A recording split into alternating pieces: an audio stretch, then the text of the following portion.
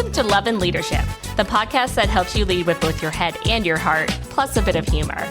I'm Kristen Sharkey, a leadership coach and facilitator. And I'm Mike Sharkey, a senior living and hospitality executive. We're a couple of leadership nerds who also happen to be a couple. Join us each week as we share our unfiltered opinions, break down influential books, and interview inspiring guests. Whether you're a seasoned executive or a rising star, we're here to help you level up your leadership game and amplify your impact.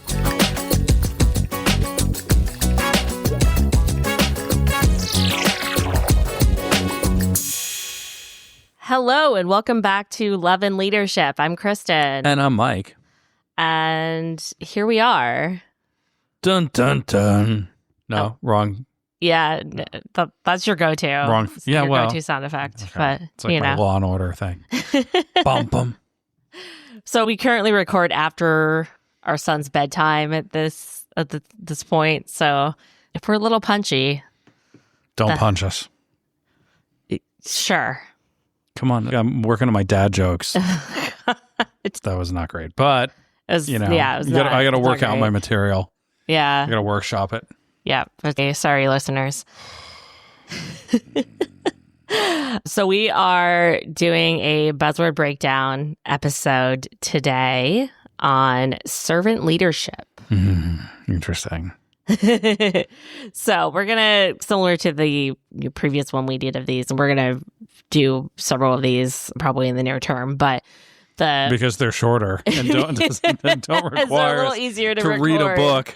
The books are my favorite, but it's like there's a lot of work that goes into it. I love the books. Yeah. I love the books. We will still do book episodes. We're just in we've done a lot of leadership books at this point. The crazy season right now. Yeah. But yeah, so we'll talk about what it is, some of the common myths and criticisms and practices. But before we jump into that, Mike, what are your thoughts about servant leadership? Well, I'm not going to set up here. I don't like the term at all. I actually hate it. It's cringy for me. Interesting. Yeah. And I think that it's not the concepts. I don't know exactly what it is. I don't know. I think it's appropriated by people who also, have a strong religious perspective, which is fine, but I prefer my leadership non-denominational and grounded in nature rather than any specific doctrine. So sometimes things have good ideas, but if they're appropriated they take on a certain, I will say, flavor, and I don't care for that flavor. Yeah, that is an interesting take. Yeah, I don't know. Well, and Greenleaf was coined by Robert K. Greenleaf in 1970 essay, The Servant as Leader. He was very much inspired by Hermann Hesse's Journey to the East. Yes, which is interesting. And there's a lot of problems that I don't know that we're going to hash out on this podcast. That's the dude with the 7 years in Tibet. That's a very complicated situation. I will say that. Okay. Right. So your dislike of servant leadership is because it's often used in a religious. I don't dislike servant leadership as a practice. Yeah, just the term. The term is, I think, misappropriated and used in ways that I just don't. I don't know. The people I've met that espouse it are also kind of lazy. They're like, we're going to set you up for success, but that means I don't know. But there's a particular leader who shall remain nameless, who you may know, and she loved that. She loved that term. We're servant leaders. Yeah. But at the end of the day, she kind of detached herself from the result. She was like, I got them all the things they needed, but you didn't really coach them. It wasn't a real mentorship. It was just hey, I'm going to buy you all the things that I think you need, or buy you one book. And that was enough, right? But for me, leadership is something you have to exhibit every moment of every day. And it's a lifelong kind of relationship with people. And that's more of maybe a mentor approach. Cool. Because I've had so many great mentors that have bent over backwards when I didn't deserve it to straighten me up and set me on the path and help me and the only way I can repay them, I feel, is to try and do that for other people. Pay it forward. Yeah, pay it forward. Yeah. It's another term I don't love. I'm going to be honest. Okay, well. These things enter the lexicon of conventional usage, and they take on, I don't know how to explain it, but it's almost like too much energy, But the concept's good. Yeah, put other people first. Yeah. That's obvious. Yeah. Yeah. I think some of your criticisms, I think, lead into a lot of the ones I highlighted that we'll get into. But yeah, it is a phrase that's thrown around a lot. And I think a lot of people don't necessarily know what it really means or fully embodying it. I think also a lot of people will confuse it with being passive or conflict avoidant or overly self-sacrificing. And then there's another side too, where it's something where people will talk about it without actually following it up with the actions around it. The background of it, so as you mentioned, it was coined by Robert K. Greenleaf, 1970, his essay, The Servant is Leader. And one quote from that is, "The servant leader is servant first. It begins with the natural feeling that one wants to serve." And this core idea is that the best leaders measure success not by how much power they hold, but by how much growth, autonomy, and well-being they inspire in others. So this is an answer to the traditional, top of the pyramid type of hierarchical leadership that I think, especially if you go back to the 70s, that was the most common. So I'm going to unpack this a little bit more too, because as you're speaking, I feel uncomfortable with the word servant. Yeah, and that is yes. And that's this is what I want to say. There is a history that is hidden in our language that even, remember we came up, there was that Greek word. It was one of our more recent ones, and I looked it up, and it was like character. And the root of the word feels like a... Yeah, no, it was pre-baby, right? But the Greek word of the word character was like a graven stamp that you would I don't remember, but it was like, it's, what's carved into you, right? So the root of servant comes from a Middle English word, servant, which was a noun used of the present participle of Old French verb servir, to serve. This verb comes from the Latin servire, meaning to be a slave, and is related to the Latin servus, meaning slave. So there's a history there. Oh, for sure. That makes me uncomfortable. And I think that's important to call out, right? I think it is. I love the concept of lowering yourself and being humble. It's not just about what you do every day. It's really like you have to put the mission first. You have to put your team first. Mm-hmm. And you really, honestly, generally have to put the mission ahead of your team. But generally those are going to be aligned. The best interests of your team will generally be the best interests of the mission. Not always, but we're not slaves. We're all free individuals. We should be free individuals. Yeah. United by a common goal. Yeah. No, and I think that's an important criticism is even if the overall concept is good, the language at this point, in the associations with slavery, like indentured servitude, is not great. You cannot rewrite history. Yeah. I'm sorry. No, I'm not sorry. We should out everything, turn it out into the daylight, accept it, face it, and then change so that the evil that we've done as individuals and as societies doesn't happen anymore. There's no other way to move forward. Yeah. The truth will come out. So I don't have a great alternative name for this, but yeah, you probably didn't know that this was going to happen when you went for this, but no, I think it's important to note the word servant itself has a lot of a really heavy historical negative connotation, and it's Just think about that. There are people even today that think it's okay to own another human being. Yeah. One of the fundamental problems that's okay in our world right now. Yes. And I'm sorry, I've been vegetarian for a long time. There's the very extreme side of vegetarians are like animal liberation. Then I don't even want you to have pets at all because it's like you own. I don't feel like I own these cats, right? They kind of own me. Yeah. But there are people that really they see children like that too. Like you belong to me. Well, I don't think that's her. Like you're supposed to take care. Like you have a position in a way it's beneath your cat and your child. You have a responsibility to take care of them, not a position to lord over. So I believe all beings are equal. All beings. Yeah. Yeah. No, I agree. Yeah, I think we need an alternative language for this for sure. My general opinion. Sorry. No, I'm fun at parties. No, I think it's very true.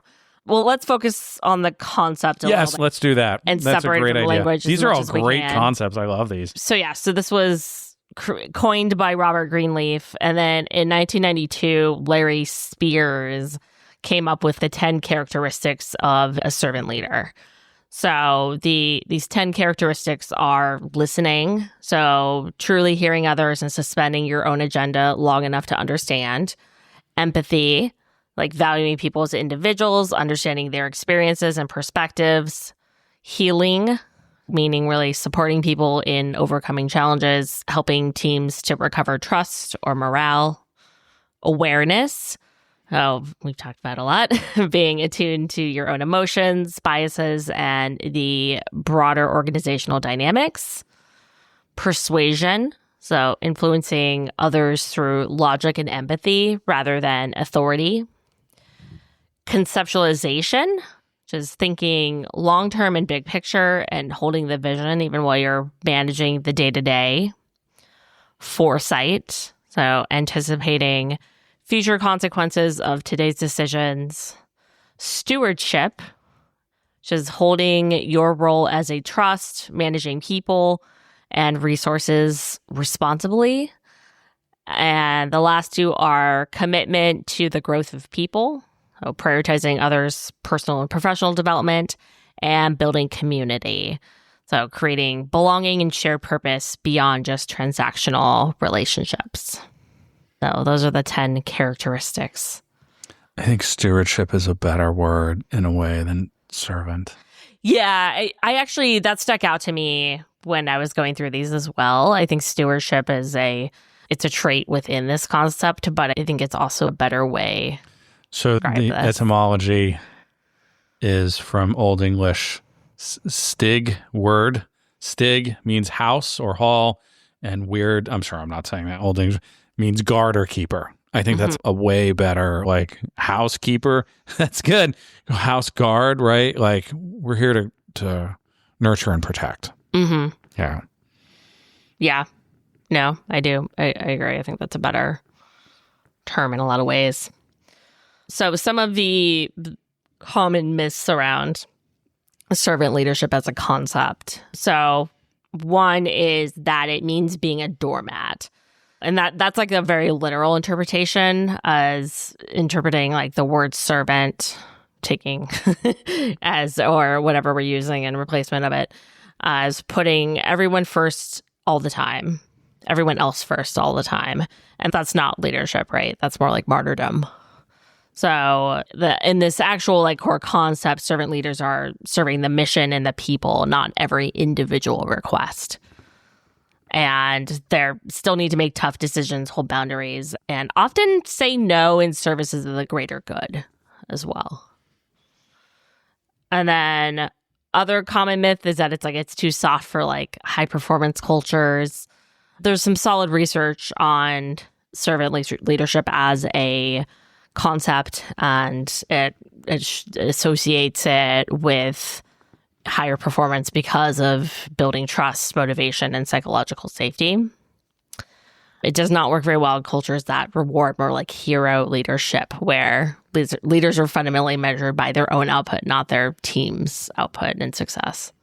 Well, I was thinking, as you said that, back to the STARS model, there's probably situations where you need quicker result. Like this is a long-term plan, right? If you have a real turnaround and you're hours away from closing the doors, this is not necessarily your first playbook. Yeah. Like you do want a leader like Lee Iacocca or General Patton, who's I lead from the front. We're going this way. For sure. You know. Yeah. This is more like, hey, I'm going to grow a company for years. Yeah. Yeah, and then last on myths is that it blurs line of authority, assuming that this means that the leader should always defer to consensus. Whereas, and this is getting into what you said, like leadership still requires direction and decision-making authority, and specific situations are going to require more direct decision-making versus a consensus approach. I like this idea of thinking of it as where the leader is, instead of the leader being at the top, the leader is in the center and they're like facilitating alignment and progress from there, as opposed to being like at the top of a pyramid. Sure. And then criticisms, which are kind of related. I think it can lead to burnout among leaders is very valid. How? I'm curious. How does that lead to burnout? Okay, you go into that in the next. Yeah, so this is like if you're going a little bit too hard on prioritizing the needs of others without the ultimately taking care of yourself and prioritizing your own like health and self-care. And if there's like unhealthy cultures, often this type of leader can overfunction and try to fill every gap themselves instead of driving the more systemic change that needs to happen. Sure. And a lot of this is like creating bottlenecks. Things like becoming like taking all of it on when there's a big gap in what needs to get done, taking it all on yourself instead of empowering others. Well, that's like the martyr, the victim, Mm-hmm. you know, or the rescuer. What did Michael Bungay Stania talk about? You have the three. Oh, yeah, the victim. There's the victim, and then there's the rescuer. But yeah, Isn't the rescuer? I think so. Like you're going to fix it always. Yeah, that's for sure. But yeah, so like modeling rest, boundaries, and delegation as forms of service are important in this as well. Maybe it's just as simple as changing this to like service leadership instead of... Yeah, service and servant are, for some reason, the service like softens the... Service doesn't have the same, like historical dark connotation. It really does. In Unreasonable Hospitality, we talk about service all the time. Yeah. Service being a guilty pleasure. And I align with that much more. I love the service industry. Yeah. Not always. We have some hard days because we're dealing with humans, but mostly it's a pleasure and a joy to serve others, you know? Yeah. I kind of like that also because I feel like servant is like an individual, right? Like it's kind of making it about the leader just in the terminology. It's very Downton Abbey too. It's very like the servants. Yeah. I don't know. Versus, it's very classist. Maybe we'll call it service leadership. I like service leadership. I can get behind that. Yeah. I can get behind that. Cool. Yeah, and it doesn't have those my servants associations, good which is not good. Yeah. Well, this, everything has some truth. It's like a question of balance. If you go too far one way, sacrifice is probably good. You go too far and then you get martyrdom, right? And you get no sacrifice. You go the other way, you get like egomania and narcissism, right? So it's all a matter of being in the middle. The dichotomies of leadership. Or the golden mean. Yes. Just in our own life too. It's good to be tidy and clean, but if you go too far, it becomes obsessive. But if you go too far the other way, you're a sloth, right? It's not healthy. The middle way is the way. This is the way. For sure. My fellow Mandalorians. So the other two kind of criticisms I had for this, which also align with things you've said. So one is that it can be used manipulatively. And some leaders adopt the language of service. I'm just here for my people as a branding tool rather than a genuine practice. Snap. But you have an example that we're not going to. Several examples. Yeah. As do I. Yeah. Like where this is she's not involved in enough self-growth that she would be listening to this podcast. Don't worry. She's already at the top of the pyramid. She doesn't need any. Yeah. Yes.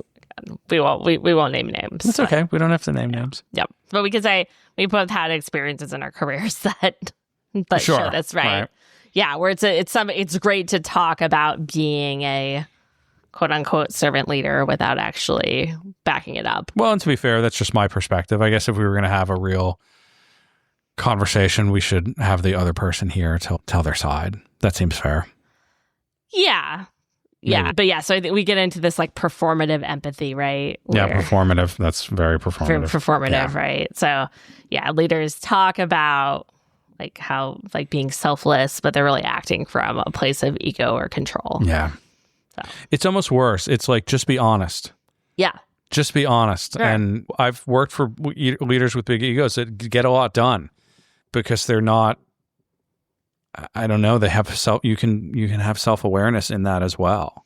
Well, I think people respond better to like almost like a direct authoritarian approach than they do to somebody who's saying they're here for the people, but it's actually coming from that place of ego. So Jocko, it's like that dishonesty. Yeah, it's a discrepancy with how you see yourself and how others are experiencing. You're not being authentic. Jocko actually talked about that probably in a podcast. He said in his experience with military leaders, he found that it didn't matter whether you were like a nice guy or an asshole. Like as long as the way you saw yourself and the way that if you asked the troops, like, oh, this guy's an asshole, and he said, I'm also an asshole, that was fine. But if you thought you were a nice guy and then you polled the troops and they didn't agree, you were not going to be an effective leader. Mm-hmm. So just be honest. Just be true to yourself. And if you're that type of egocentric leader, make that work for you. Don't lie to yourself. Don't lie to others. People see right through you. Yep. Yeah. Agreed. It's definitely something that needs to be embodied and not performed. Yeah. I like your authenticity is key. Yeah. Yeah. Yeah. And then lastly, this also you had alluded to, like the criticism of it can undermine urgency and change. If you're overly focused on this and on focusing on harmony and not willing to deal with conflict or give difficult feedback, or you're prioritizing consensus in every place, then it's going to be ineffective. It's something that's better to be used to build trust in a longer term basis so that when you have a crisis, you can act decisively and people will respect it and support you in that because you've already built that trust. Yes, and the real service to people is to help them encounter their shortcomings so that they can grow. And that's not always a fun position to be in, but a real mentor a real coach is going to help you encounter your weaknesses. Yeah. And to continually bring them to the forefront so you can work on them. That's real service. That's real kindness. Yeah, I agree. The mentors that I had, it was not smooth. It was not smooth because they kept like pushing me into the line of fire that was exposing my shortcomings as a person and my lackings of my character and my temperament. And I didn't react well to that. And they kept doing, and they did it anyway. That's service. That's a thankless job. Yeah. For sure. So if you are listening to this and you want to integrate more of service leadership. We're rebranding it. Let's brand that. Let's rebrand that. Hashtag love and leadership. I don't know. How do we copyright something? Do we just say copyright? I know that it's copywriting. Like Michael Scott. I declare bankruptcy. No, that's not how it works there. Yes. An Office reference. But if this is something that's resonating with you and you want to integrate it more into your style, like some things to think about are like shifting your mindset to like, I fix things to I create conditions for others to thrive. There's definitely some ego that kind of has to be set aside there in many cases. Leading conversations with curiosity, not with correction. Empowering others to make decisions instead of bottlenecking everything through you, which, oh my God. I think I've given the example before of, which was a classic one that like when Marissa Mayer was the CEO of Yahoo, when I worked there. Oh, we can name her though. She's a public figure. She's a public figure. That's absolutely. Fair. Yeah. Yeah, not that that justifies the things that happen in the media, but this I'm not up on that. So this is a well-known fact about her. Is like she would have to individually approve every hire. Yeah, you mentioned that for That's like a 10,000 person company. Talk about bottlenecks, and it took forever. We got so backlogged in hiring because of that. Yeah. Not to overly shame Marissa Mayer, but I. A little, but there are some light things. shaming. There are some things that I feel okay calling out. Yeah, I know. And maybe she's learned from that. Yeah, I don't know what she's doing these days. Yeah. And then celebrate. We've talked about this before. Celebrate contributions and recognition publicly. Coach privately, and model humility. So admit your mistakes, learn from them, communicate your learnings, etc.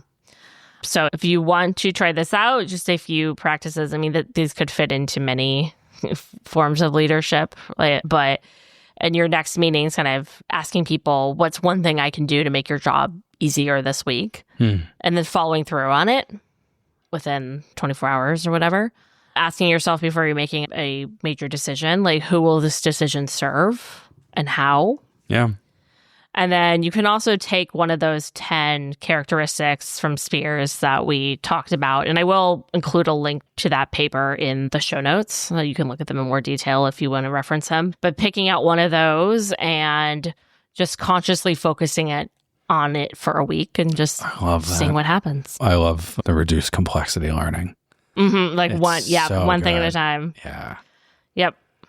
So that's very good. I do have if you want to go down a rabbit hole of what I think the essence of this type of leadership is, and you will never read this book. It's like the most military. Colonel David Hackworth is a very famous colonel during the Vietnam War, and his book About Face is really worth a read.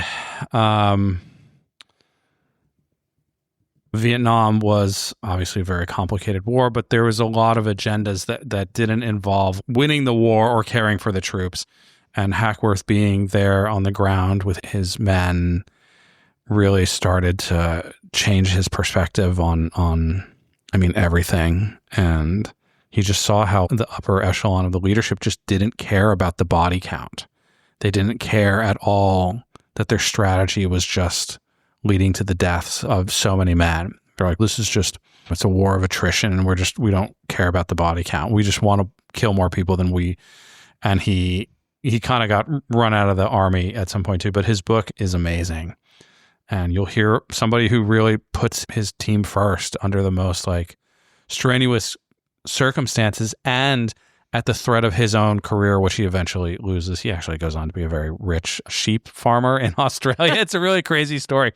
But Jocko credits him as like one of his main like teachers, as this is like a foundation of his leadership model is put your people first, And it's a very heartbreaking book, but it's worth a read if you fancy this type of military angle. But I'll link to it on the show notes. Yeah, it's one of those books that I'm so glad I read, and I even though it's an amazing story, I can't read it again, which is odd because I'll read books many, many, many, many times. Like I've read Extreme Ownership, I don't know, like 10 times. It's Your Ship is like going on 12. I don't know, and it's just you can't read it. It's pretty heartbreaking at the lack of concern and care that like these generals and colonels and the Pentagon and that they have for their service members. It's like every life is precious, and if you don't know that, you should not be a military commander. Yeah, I will probably never read it. No, you will never read it for sure. For sure. But some of our listeners may. So. Yeah, he really lowers himself, and you can see how much he cares about his men and how heartbreaking it is for him what's going on. Enough that he tanks his career. Yeah, and speaks out very publicly. But it was truth to power. Well, salute you, Colonel Hackworth. He passed away in 2005. Yeah, he went on to be a really successful like sheep farmer in Australia. I don't know how that happens. But it's random. Like, it's super random, but like, yeah, he was a great man. Cool. All right. Well, I think that's what we got for Sounds good. For this buzzword breakdown.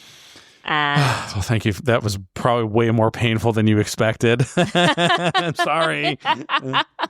Sorry. No, I think it was a good conversation. Rebranded #service leadership. Service leadership. Service leadership. What we're going to use instead. Are we still pass it on? We're still hashtagging. Now it's like sort of still a thing. Depends on what platform you're talking about, but yeah. So 2000 and late. Oh God, dad jokes. Come on. Oh my God, the dad jokes are strong. The dad jokes are strong. Ooh, yeah. So yeah, we will wrap up there. As we said, we're gonna try for a bi-weekly schedule for now, and eventually we'll be weekly again. But some point. Well, our kids will sleep at some point, right? I mean, he sleeps at night. He does sleep at night. Yeah. There's no reason we can't do weekly, except we don't have time to read books.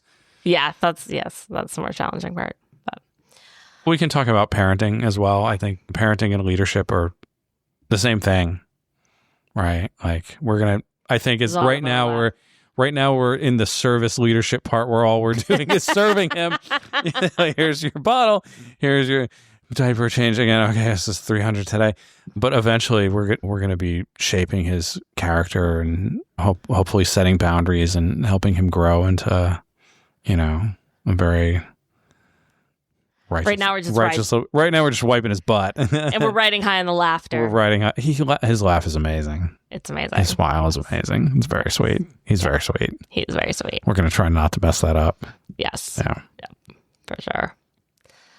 And someday he'll be on this podcast. Yeah. I think so. Okay. All right. Thanks, everyone, for listening. Thanks, everyone. The Love and Leadership podcast is produced and co-hosted by me, Kristen Sharkey, and co-hosted by Mike Sharkey. Please rate and review us on Apple Podcasts, Spotify, or wherever else you get your podcasts. We can't stress enough just how much these reviews help.